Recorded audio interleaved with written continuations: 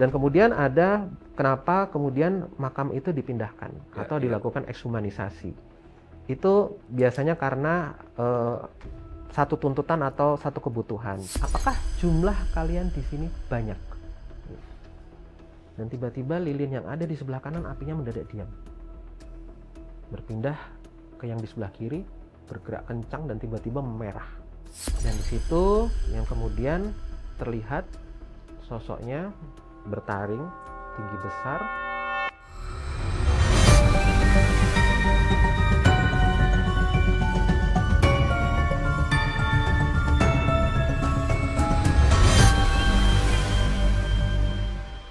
Bismillahirrahmanirrahim. Assalamualaikum warahmatullahi wabarakatuh. Terima kasih banyak teman-teman atas segala supportnya. Berkat support kalian, kalian nontonin, kalian share, kalian komenin, kalian subscribe. Ada belum subscribe? Parah banget, subscribe dong. Berkat support kalian, kita hadir lagi di episode terbarunya Bisikan Goib. Hari ini Bang Robi kedatangan tamu yang saya bisa bilang tamu yang spesial karena aku rasa beliau ini adalah satu dari sekian banyak anak indigo yang mungkin orang mendiagnos mereka sebagai orang-orang skizo dengan segala halusinasi dan juga ya hayalannya lah, the imaginary friends. Sampai pada akhirnya kepercayaan itu timbul, berawal mungkin dari keluarga, teman, dan sekarang bahkan masyarakat. Dan beliau sekarang pun juga sudah menjadi, saya bisa bilang, content creator yang memberikan edukasi juga, menjelaskan tentang dunia goib baik secara logik, ada yang illogical, dan juga metafisik ya. Ada Mas Yus sudah bergabung sama kita. Mas Yus, terima kasih banyak sudah hadir. Ya. Kita pamitan. Wassalamualaikum. Oh belum ya gitu. Belum ngomong. Belum ngomong ya. Tadi udah kan? Ya terima kasih. Pamitan ya. Mas Yus sehat? Sehat. Terima kasih sudah diundang. Ya, Mas Yus, jadi apakah betul tadi pengantar dari Abang bahwa Mas Yus bahkan dari kecil pun dibilangnya sudah skizo, sudah penuh dengan hayalan, dengan segala penglihatan dan juga cerita hidupmu? Ya, memang pada awalnya masa-masa itu pernah ada. Ya, pada dasarnya masa-masa itu pernah ada pada waktu kurun sekitar umur 6 tahun sampai dengan umur 15 tahun. Jadi, saya pernah divonis skizofrenia itu di usia kurang lebih 12 tahun, tapi kemudian vonis itu dibatalkan. Itu by medis, Mas? By medis. Hah? Saya sempat dikasih obat warna kuning. Kalau mungkin teman-teman tahu warna kuning itu namanya apa.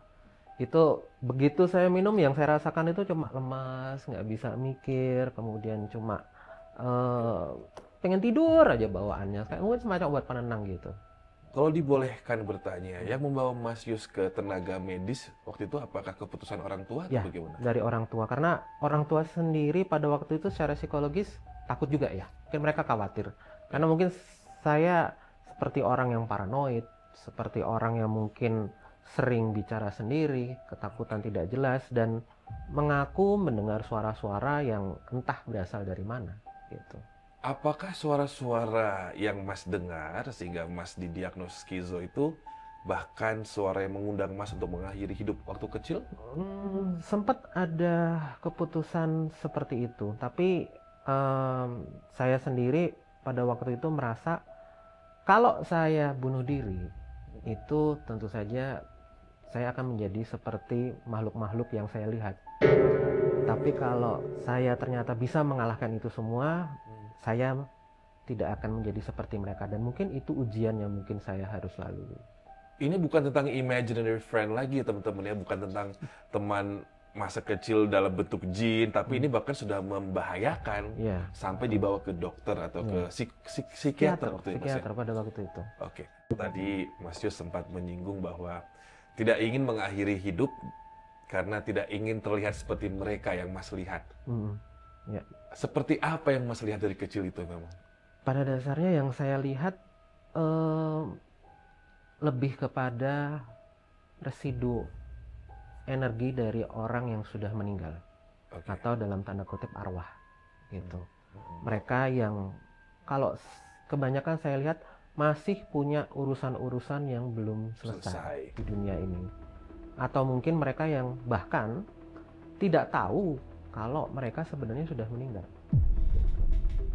Itu juga ada gitu. Dan Terus mereka komunikasi dengan Mas? Iya, itu yang kemudian bisa saya dengar, itu yang kemudian bisa saya lihat, saya tangkap, dan tentu saja dalam hal ini mau tidak mau, karena saya juga tahu itu not common, itu bukan suatu hal yang biasa, saya kemudian mencoba mencari tahu mereka itu siapa dan kenapa mereka bisa muncul, gitu. Saya baca banyak buku karena zaman dulu nggak seperti sekarang, yang mungkin gadget, browsing gampang. atau mungkin lihat internet jadi tahu. Kalau saya dulu harus ke perpustakaan, saya harus belajar banyak dari buku-buku yang ada, dan dari situ saya akan mencoba mengumpulkan informasi atau mungkin teori-teori yang mungkin bisa mendukung bahwa memang mereka itu ada. Dan tentu saja tantangan itu pasti ada. Dari dunia psikologis mengatakan bahwa itu sebenarnya hanya bentuk ketakutan manusia, bahwa manusia takut dengan yang namanya kematian, takut dengan yang namanya ketika nyawa itu berakhir. Tapi kalau saya merasa ternyata tidak hanya berdasarkan persepsi itu, mereka benar-benar ada. Mereka sudah ada lama, dari sekian abad atau sekian puluh tahun, dan kepercayaan atau mitos terhadap makhluk ini itu sudah berlangsung sepanjang kehidupan manusia. Kalau seandainya kemudian mereka disebut hanya merupakan bentuk atau dampak dari sebuah fenomena psikologis, seharusnya mitos mereka itu sudah berakhir sejak lama. Tapi sampai sekarang mereka masih ada. Mas Yus, abang penasaran dengan usia 15, akhirnya diagnos tersebut dicabut dan Mas berhenti mengkonsumsi pil warna kuning itu. Artinya ada sesuatu yang mendukung, mensupport apa yang kamu lewati selama belasan tahun. Apa itu, Mas? Jujur sebetulnya momentumnya adalah ketika pada hari saya untuk kesekian kalinya dipanggil ke psikiater, dan ternyata dari hasil pemeriksaan tanda-tanda skizofrenia yang saya alami itu sama sekali tidak berkurang. Tidak berkurang. Dengan obat-obatan bertahun-tahun. Betul. Dari momentum itu kemudian akhirnya dokter memutuskan saya harus dirawat intensif di sebuah tempat yang bagi saya tempat itu menakutkan, di sebuah rumah sakit atau mungkin rumah terapi kejiwaan pada waktu itu, dan saya tidak mau. Gitu. Karena ada dorongan penolakan dari diri saya pada waktu itu. Waktu itu saya bilang sama psikiaternya, sama dokternya. Saya masih ingat waktu itu namanya Dokter Handoko. Sama Dokter Handoko ini saya minta untuk disediakan 2 buah lilin. Dan kemudian dia bertanya, untuk apa? Gitu. Saya waktu itu menjawab, kalau saya bisa membuktikan apa yang saya lihat itu benar, apakah vonis saya bisa dibatalkan? Saya bertanya seperti itu. Tapi tentu saja dengan ekspresi anak kecil, dengan bahasa anak kecil yang mungkin belum 17 tahun waktu itu.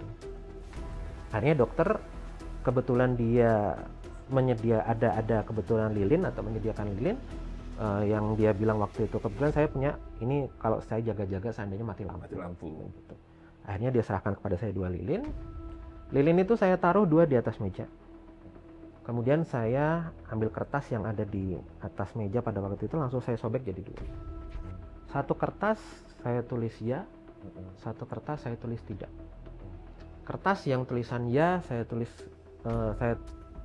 lalu saya taruh di sebelah kiri, lilin sebelah kiri, dan yang tulisan tidak itu saya taruh di sebelah kanan. Gitu. Kemudian lilin itu saya nyalakan dua-duanya. Kemudian saya dengan fokus yang tinggi, dengan bersungguh-sungguh, saya cuma bilang pada waktu itu, buat yang ada di ruangan ini, saya cuma minta tolong sama kalian. Di sini ada 2 buah lilin yang bisa kita gunakan untuk komunikasi.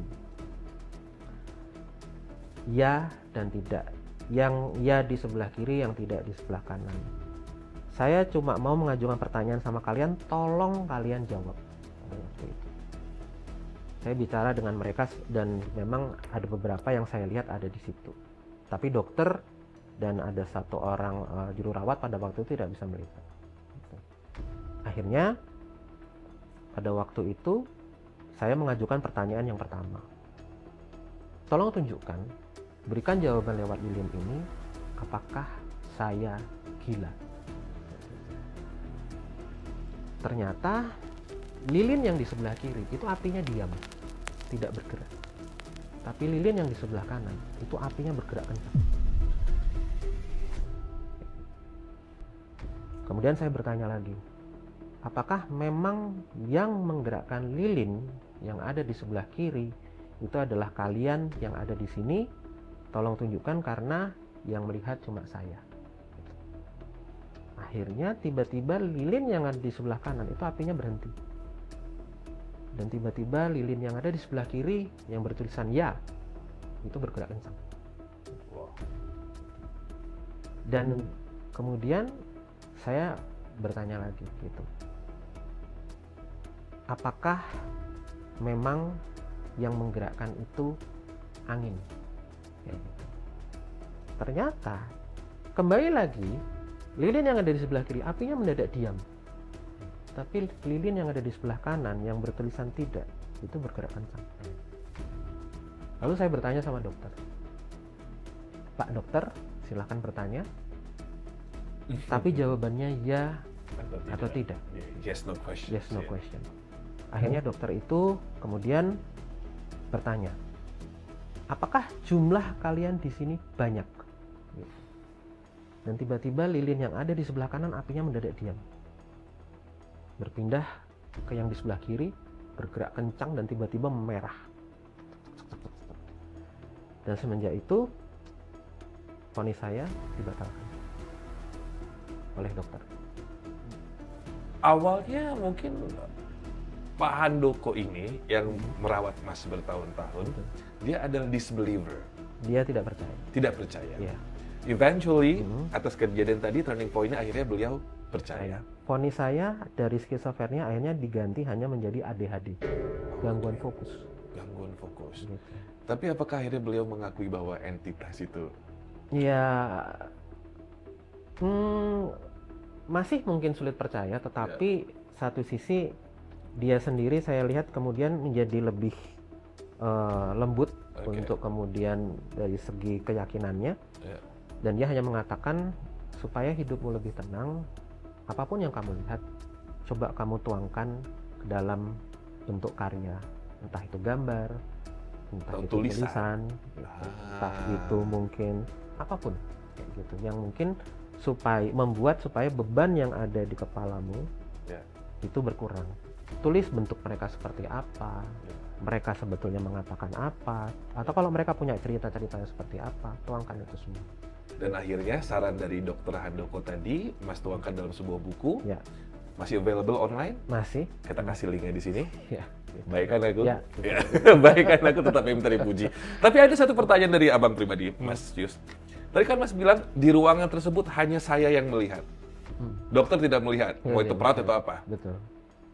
Mereka yang Mas lihat diizinin nggak untuk bercerita? Mereka sosoknya apa? Waktu itu yang ada di situ, yang cuma saya lihat ada sosok seperti sosok perempuan dan anak kecil yang ada di situ. Dan mereka yang kemudian walaupun hanya berdiri tanpa ekspresi, tapi kemudian seperti menggerakkan lilin itu. Yang gerakin anak kecil ya? Ya, menggerakkan anak kecil itu. Happy birthday to you. Mas Yus, sepertinya masa kecil Mas Yus dengan adik-adik kita yang bernama Al Faruzi dan Syafia 180% berbeda. 180 derajat berbeda. Karena adik-adik kita di Banyuwangi ini, mereka membuat sebuah, saya bisa bilang ini bukan uji nyali ya, tapi mencoba untuk explain semua secara ilmiah, secara saintifik. Dan mereka mengambil kesimpulan bahwa itu semua adalah dasarnya atau datang dari faktor fear, ketakutan dari manusia tersebut ya. Kita play sedikit videonya, ini ada, aku ambil 10 detikan aja ya. Nah ini kita lihat sedikit ya. Jadi mereka melakukan percobaan. Dan belum pernah kita spill untuk kita datangi. Semua hal yang muncul, termasuk perasaan yang kami rasakan pada saat di tempat asing, itu semua bisa dijelaskan secara ilmiah. Secara ilmiah. Psikologi maupun neuroscience. Kita tepuk tangan dulu buat mereka berdua. Ini tepuk tangan bukan nyindir adik-adik saya ya, benar tepuk tangan karena anak seusia kalian nggak semua mengerti tentang neuroscience itu seperti apa, tapi kalian sudah membahas itu. Ada satu tadi di tagline-nya atau judulnya itu stop perangai kita dengan tahayul, ya kan ya. Kalau dari Om Robi sendiri, sebenarnya entitas itu agak berbeda dengan tahayul menurut aku sih. Iya. Tahayul itu kalau misalkan seperti mitos, jangan potong kuku maghrib-maghrib, Ya. betul nggak sih Mas? Aku kan orang awam ya. Tapi kalau misalkan entitas, kita dengar dulu dari yang mungkin pengalamannya cukup berbeda. Kalau dari dari komentar netizen sih banyak yang mendukung. Wah, ini baru generasi emas, bukan generasi cemas yang joget-joget gitu loh ya. Tapi ada juga netizen yang tadi Bang baca sepintas, belum kena aja batunya begitu ya. Pro kontra itu biasa adik-adik ya. Tetap semangat buat konten yang mendidik. Nah, sekarang kita tanya sama Om Yus dulu nih. Kalau dari pandangan Om Yus seperti apa tentang trial error dan percobaan dari adik-adik kita berdua ini? Ya, kalau dari saya sih tanggapan yang mereka lakukan membangun persepsi atau membangun mungkin pengetahuan dan wawasan berdasarkan versi mereka itu sah-sah saja, gitu. Tapi mungkin kalau saya sendiri dalam hal ini dihadapkan sama mereka, jujur kesempatan saya dengan mereka untuk mengatakan bahwa hantu itu tidak ada maupun hantu itu ada, semuanya sama-sama punya kesempatan yang sama. Itu semuanya 50-50, gitu. Bahwa mereka mempersepsikan bahwa itu adalah faktor psikologi atau neuroscience ya bisa dipungkiri juga, gitu. Teori mereka, apa yang mereka dasarkan ada teorinya dan ada dasarnya juga. Tapi saya juga bisa menjelaskan bahwa pada dasarnya yang namanya entitas, hantu, atau mungkin jin, makhluk astral dan lain sebagainya, itu merupakan suatu bentuk dari turunan energi. Turunan energi. Ya, mereka itu semua adalah energi, ya. Dimana energi itu ya apa yang mungkin tidak terlihat, tetapi kemudian bisa menimbulkan impact, bisa menimbulkan dampak bagi makhluk lain atau mungkin di sekitar kita, gitu. Karena manusia ini kan juga pada dasarnya kita juga adalah kumpulan energi dan kita juga menghasilkan energi. Hantu itu sendiri berdasarkan dari pengetahuan atau mungkin dari apa yang saya baca, apa yang saya cari waktu itu di perpustakaan, mereka sebenarnya adalah energi gelombang elektromagnetik, gitu. Dimana gelombang elektromagnetik ini ya pada dasarnya ya tidak jauh berbeda dengan gelombang elektromagnetik atau gelombang listrik yang kita coba temui sehari-hari, gitu. Tapi memang secara jenis berbeda, arusnya berbeda, kemudian penyusunnya berbeda, sehingga kemudian tidak bisa disindir bahwa kalau mereka adalah gelombang elektromagnetik berarti seharusnya ada pembangkit listrik tenaga hantu dong, kayak gitu. Nah, tidak bisa seperti itu. Karena penyusunnya berbeda. Muatan elektron, proton, dan neutronnya itu susunannya berbeda. Gitu. Dan karena mereka itu adalah kumpulan dari gelombang elektromagnetik, itu kenapa mereka bisa dideteksi dengan alat-alat pendeteksi gelombang elektromagnetik yang mungkin banyak diketahui atau banyak kita mungkin lihat gitu ya, ada ghost detector misalnya. Itu sebenarnya kan alat untuk mendeteksi gelombang elektromagnetik. Walaupun mungkin sudah banyak yang mendebang, oh itu enggak, itu bohongan, itu settingan dan lain sebagainya. Ya itu settingan ketika digunakan sebagai konten. Karena kalau misalnya seorang konten kreator pemburu hantu atau ghost hunter dan sebagainya, mereka mengejar itu, dan itu kemudian harus dikulik sampai kemudian itu menjadi suatu temuan yang benar-benar padat kayak gitu. Tapi kalau saya mengatakan bahwa tanpa dikulik pun sebetulnya alat itu bisa berfungsi dan bisa mendeteksi sebagaimana mestinya, gitu. Karena pada dasarnya kalau saya bisa menjelaskan seperti ini, kenapa hantu itu bisa muncul? Kita nggak usah jauh-jauh bahwa hantu itu adalah seperti hantu-hantu mitos yang mungkin banyak dikenal oleh masyarakat dengan sebutan mungkin pocong, genderuwo, kuntilanak. Kita masuk ke dalam terminologi hantu yang berasal dari arwah atau dari orang yang atau dari residual orang yang sudah meninggal. Gitu. Kenapa arwah itu bisa muncul? Arwah itu muncul karena dari energi yang lepas pada waktu dari manusia yang sudah meninggal. Manusia ketika hidup, baik saya, Bang Robi ataupun siapapun itu menghasilkan gelombang elektromagnetik. Gelombang elektromagnetik itu muncul timbul karena adanya getaran atau karena adanya sesuatu yang bergerak secara terus-menerus, gitu. Bagian-bagian tubuh kita itu ada bagian-bagian yang memang secara alami atau secara konstan itu bergerak secara terus-menerus. Otak misalnya. Otak itu bergerak terus, bergetar. Neuron jaringan-jaringan saraf dan lain sebagainya itu bergetar, mengirimkan sinyal, impuls dan lain sebagainya. sehingga kemudian itu mengeluarkan gelombang elektromagnetik. Jantung ini juga bergerak secara terus-menerus, itu pun mengeluarkan gelombang elektromagnetik. Usus atau pencernaan kita, dia punya gerak peristaltik, itu pun menghasilkan gelombang elektromagnetik. Seperti halnya kaidah fisika yang kita semua tahu bahwa energi tidak bisa diciptakan dan tidak bisa dimusnahkan. Ketika manusia meninggal, energi itu lepas.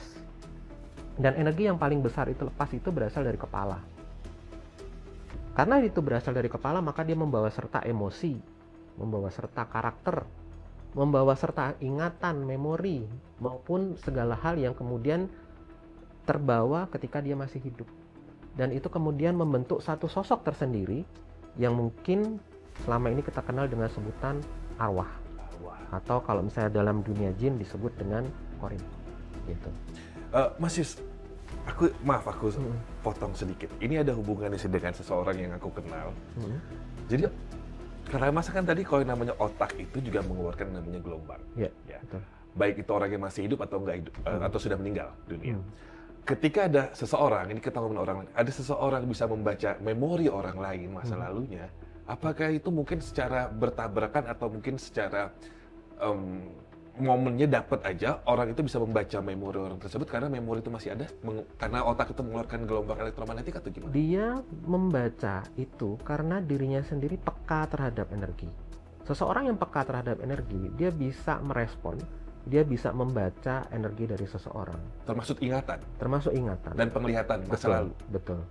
Itu semua logik, itu loh. Logik? Logik, itu semua logik. Bahkan yang namanya energi itu bisa kemudian diraba atau kemudian bisa coba untuk dibaca, baik yang di depan maupun yang di belakang. Yang di depan otomatis kita tahu kejadian apa yang akan terjadi. Kalau di belakang kita tahu sebetulnya kejadian-kejadian yang sudah terjadi, ingatan, memori dan lain sebagainya, itu kita bisa tarik. Dan itu datang dari getaran-getaran tersebut? Betul. Makanya kadang-kadang kalau orang merasa deja vu, orang merasa kok sepertinya kayak pernah ya, itu karena energinya kebetulan mereka dapat momentum. Momentumnya dapat? Betul. Jadi kalau misalkan ada orang bisa membaca memori orang lain, bukan karena dia dukun? Iya, tapi karena mereka sensitif aja. Dan kemudian memang dalam tanda kutip biasanya yang punya kepekaan lebih itu adalah orang-orang yang memang secara bawaan atau secara alami itu ya mereka orang-orang yang sensitif terhadap energi, orang-orang yang disebut punya indera keenam dan lain sebagainya. Gitu. Oh gitu.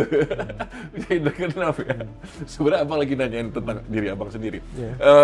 Masih satu hal. Apakah dirimu, kalau aku boleh mengangkat tentang profesi sehari-hari, apakah dirimu juga memiliki energi tersebut? Ya, pada dasarnya memang apa yang saya tahu itu sudah saya praktekkan juga. Bagaimana kemudian membaca energi orang. Jadi saya bisa tahu, oh ini karakternya seperti apa. Dia sebenarnya sudah melakukan apa.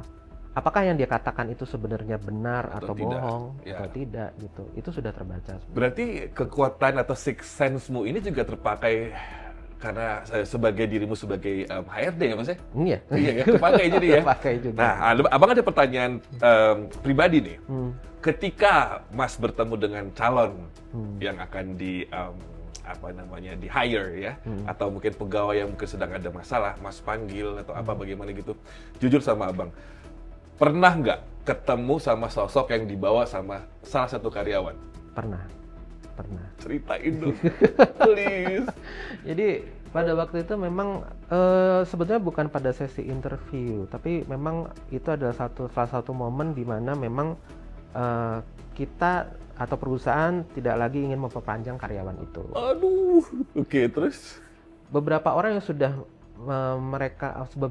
sudah bertemu dengan karyawan ini mengaku tidak berani melihat matanya.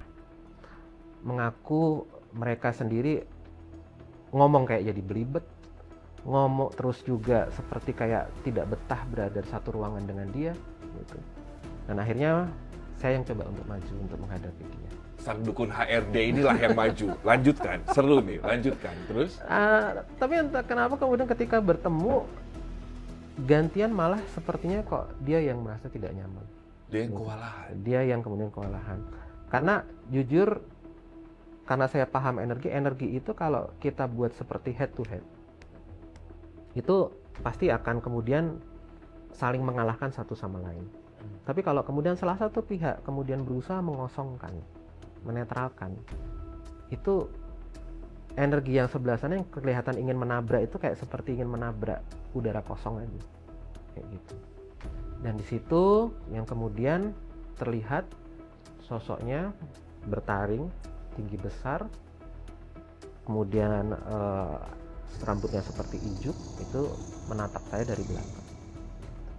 Maaf, seperti perawakan leak gitu. Ya, ya kurang barong lah. Barong ya gitu ya. Kayak gitu. Barong kayak gitu. Dan entah kenapa pada waktu ketemu saya langsung katakan bahwa mohon maaf karena satu dan lain hal perusahaan tidak bisa memperpanjang dan sebagainya. Dia kemudian jadi seperti mengikuti apa yang saya katakan saja. Gitu. Tidak ada perlawanan, tidak ada apapun, dan akhirnya ketika saya bersalaman dengan dia mengeluh, tanganmu kok dingin sekali, kayak gitu. Padahal saya tidak merasa tangan saya dingin gitu. Mungkin tanganmu yang dingin, saya bilang kayak gitu. Saya sambil saya pegang tangannya, saya bilang tidak usah ditahan, dikeluarkan saja. Kalau misalnya merasa berat, dilepaskan. Kalau misalnya memang ada sesuatu yang ingin disampaikan, sampaikan. Dan entah kenapa pada waktu itu dia langsung nangis. Itu karena saya paham, mungkin energi itu muncul dari pikirannya.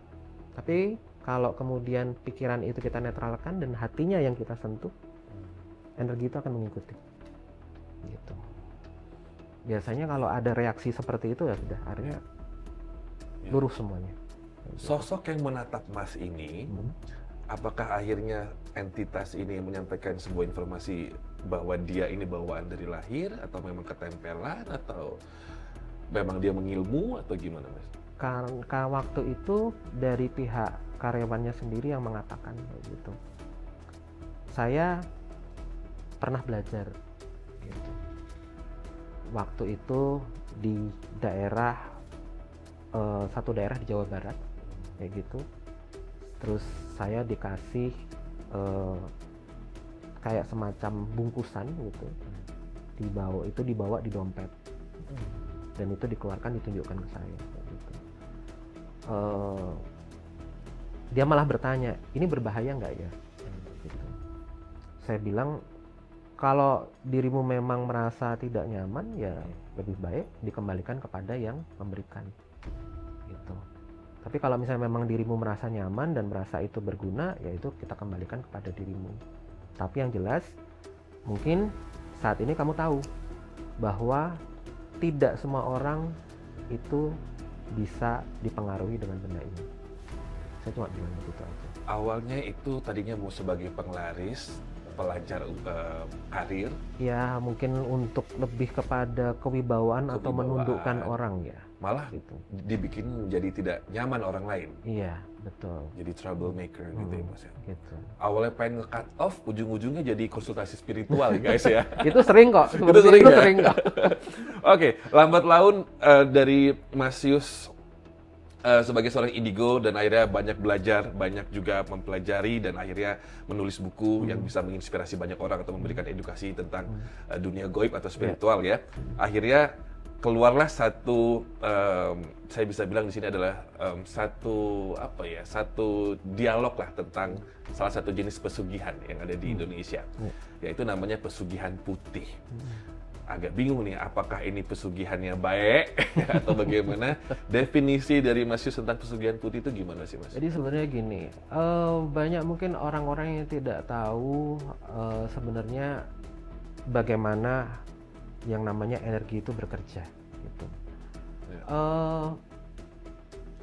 Bagi orang-orang yang paham atau mengetahui bagaimana energi itu bekerja, itu energi itu bisa dilakukan semacam rekayasa atau kemudian disusun ulang sehingga kemudian itu bisa memberikan manfaat untuk kita kayak gitu. Satu hal bahwa yang biasanya kemudian dimanfaatkan itu adalah energi entitas. Tapi yang namanya energi entitas, apalagi itu entitas gelap, itu biasanya ingin mencoba untuk tidak hanya sekedar melakukan atau sekedar dalam tanda kutip mengabulkan permintaan atau membuat kaya dan lain sebagainya, tapi mengambil keuntungan juga dari situ. Ini semacam bargain. Tapi ada juga cara yang sebenarnya sudah dilakukan oleh orang-orang Asia terutama, itu bagaimana untuk menjaga yang namanya energi rezeki, kekayaan ataupun keberlimpahan. Caranya adalah dengan menjaga energi DNA leluhur yang mengalir pada tubuh mereka. Gitu. Mereka percaya bahwa energi DNA ini yang menjadi kunci, dan energi DNA ini yang dibawa secara terus-menerus oleh mereka, karena DNA ini pasti nempel sama mereka, menempel pada keturunan-keturunan. Yang kemudian sering dilakukan, dan ini sudah banyak dilakukan oleh orang-orang super kaya, orang-orang yang sangat-sangat berkelimpahan lah dalam hidupnya, baik itu di negara Jepang, Korea maupun Cina. Mereka menjaga kekayaan keluarga mereka dengan cara mereka memakamkan keluarga yang sudah meninggal itu di tanah yang feng shui-nya bagus. Gitu. Ini sebenarnya rahasia yang tidak diketahui oleh banyak orang. Gitu. Tanah yang feng shui-nya bagus itu adalah tanah yang memang secara muatan energi itu bisa mengolah energi yang negatif atau energi yang buruk menjadi energi yang baik atau energi yang positif. Gitu. Energi yang feng shui, tanah yang feng shui-nya bagus itu adalah tanah yang secara elemen 5 unsur itu seimbang. Logam, air, api, tanah, udara semuanya seimbang. Kalau misalnya secara ilmu feng shui biasanya membelakangi gunung, dialiri 2 sungai, tanahnya mengandung banyak mineral atau bahkan tanahnya mengandung muatan mineral emas dan lain sebagainya.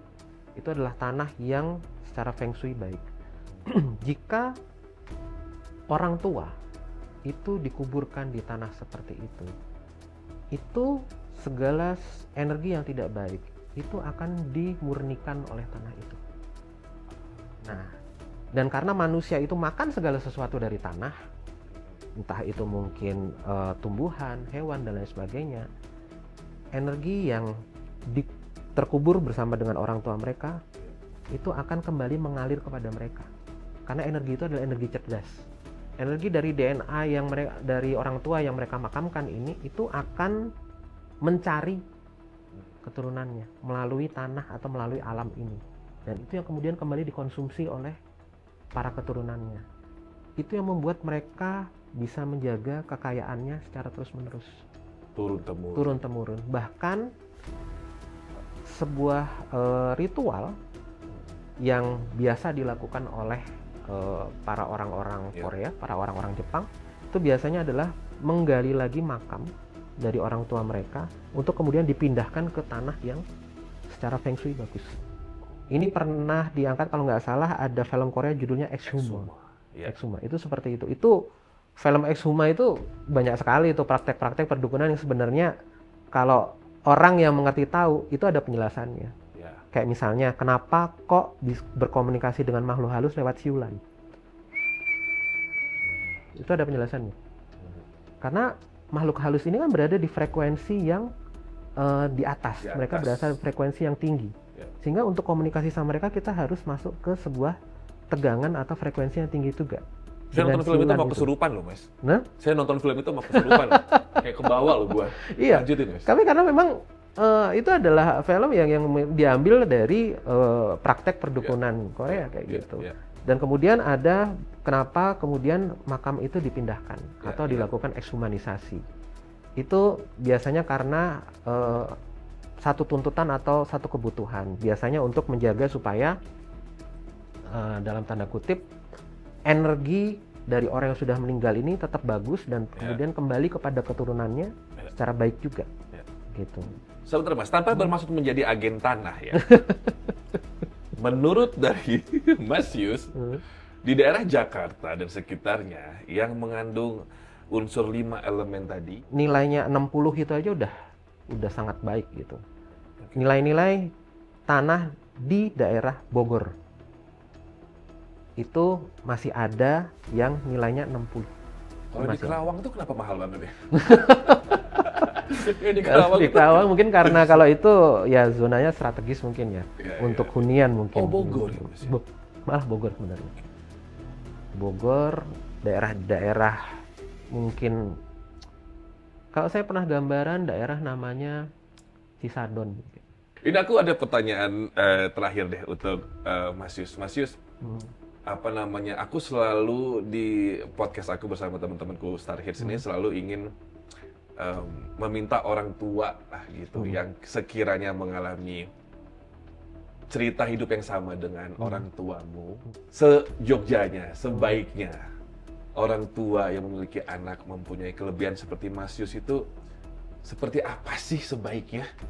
Kalau saya sendiri ya sebenarnya juga banyak sekali ya orang tua yang juga sebenarnya berkonsultasi atau bertanya tentang anak mereka. Itu yang mungkin dalam hal ini punya kecenderungan sensitif terhadap energi, punya kecenderungan peka dan lain sebagainya. Yang selalu saya sarankan adalah jangan pernah lelah, jangan pernah malas untuk belajar. Pahami apa yang mereka lihat, pahami apa yang mereka hadapi. Jangan takut. Jangan takut. Kenapa kemudian rasa takut itu muncul? Seperti tadi yang saya coba sampaikan. Gelombang elektromagnetik yang dihasilkan oleh makhluk halus ini atau dari residual energi orang yang sudah meninggal, itu ketika dirasakan oleh otak atau pikiran manusia yang masih hidup, itu akan menimbulkan rasa cemas, itu akan menimbulkan rasa takut, itu akan menimbulkan rasa tidak nyaman. Beberapa yang mungkin secara fisik itu tidak terlalu kuat, bahkan sampai mual, muntah-muntah dan lain sebagainya, pusing gitu. Itu karena paparan gelombang elektromagnetik itu. Dengan kondisi seperti itu, tidak mungkin otak memberikan gambaran-gambaran seperti gambaran-gambaran yang cantik, seperti gambaran-gambaran yang bagus, seperti gambaran-gambaran yang tampan, atau seperti gambaran-gambaran yang menggemaskan, nggak mungkin. Justru otak itu akan merespon dengan mengeluarkan gambaran-gambaran yang menakutkan. Seperti ini. Gambaran-gambaran yang horor, gambaran-gambaran yang tidak enak dilihat dan lain sebagainya. Yang sayangnya itu justru kemudian oleh para pelukis, ilustrator itu digunakan untuk menggambarkan hantu itu seperti ini. Sosoknya itu seperti ini. Kenapa hantu itu kemudian terlihat menyeramkan? Ya jelas. Tidak ada visualisasinya seperti itu. Karena reaksi dari gelombang elektromagnetik itu yang dirasakan otak seperti itu. Dan bisa dibilang, jadi kesimpulannya apa? Pada dasarnya hantu itu tidak ada bentuknya. Hantu itu tidak ada wujudnya. Aku setuju itu. Iya. Karena itu hanya gambaran visualisasi kita aja. Lanjutkan terus. Ya. Dan itu yang kemudian saya tekankan pada orang tua ini. Ya. Pahami bahwa itu sebenarnya tidak ada wujudnya. Ya. Ketika mereka melihat sesuatu seperti itu, Ya. berikan pengertian Ya. bahwa wujudnya itu bisa saja sebenarnya bagus. Wujudnya itu sebenarnya bisa saja baik. Wujudnya itu bisa saja netral. Gimana caranya? Mereka harus naikkan vibrasi mereka. Mereka harus tenang. Mereka harus kemudian dalam kondisi berserah, mendekatkan diri pada Yang Maha Kuasa, dan kemudian dalam posisi yang nyaman, happy, senang, dan lain sebagainya. Kalau kemudian kamu malah bilang bahwa mereka itu berbeda, bahwa mereka itu melihat sesuatu yang menakutkan, dan lain sebagainya, bahwa mereka itu mengada-ngada, kamu tidak percaya, tekanan mereka akan malah semakin besar.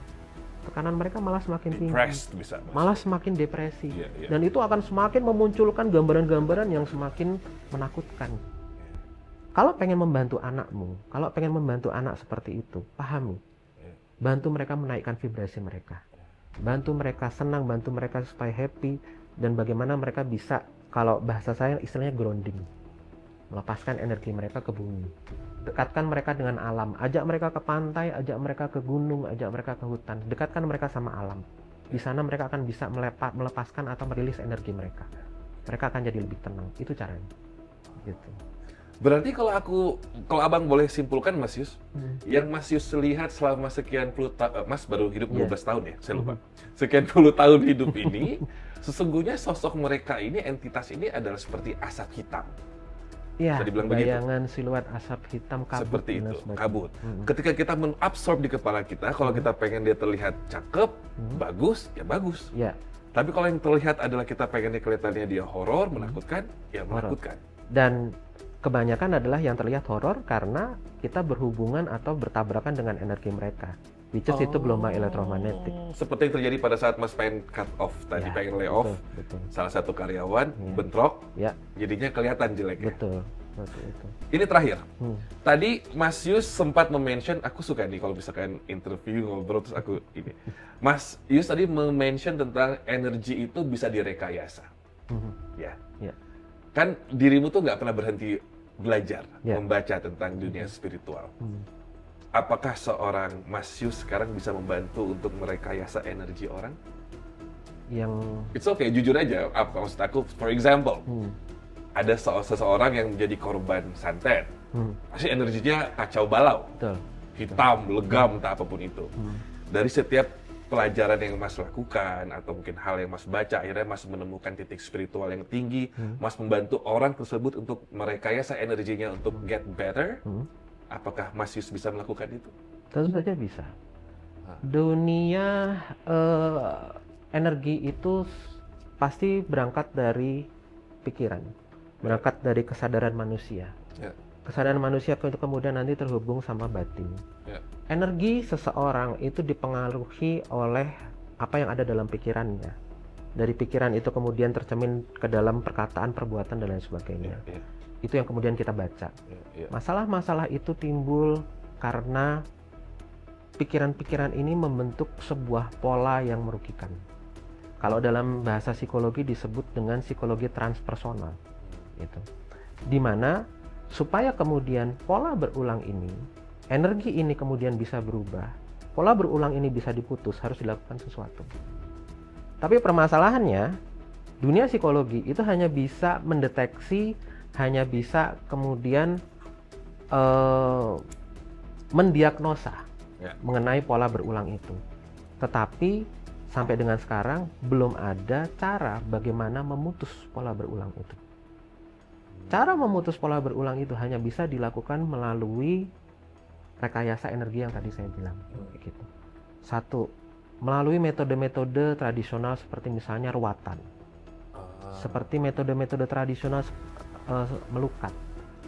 Atau kemudian dengan mengaktifkan alam bawah sadar, melakukan meditasi dan lain sebagainya. Tapi para leluhur zaman dulu sendiri untuk kemudian melakukan rekayasa energi sendiri biasanya melakukan dengan metode entah itu selamatan, ruatan dan lain sebagainya. Itu yang kemudian masih dilakukan dengan mengadaptasi nilai-nilai luhur tradisional yang mungkin sudah ada di masyarakat kita dari sejak zaman dulu. Dan itu bukan mitos? Dan itu bukan mitos. Itu beneran bisa? Itu beneran bisa. Hanya mungkin sudah dilakukan sejak zaman dulu, tapi ilmunya kita baru dapat sekarang.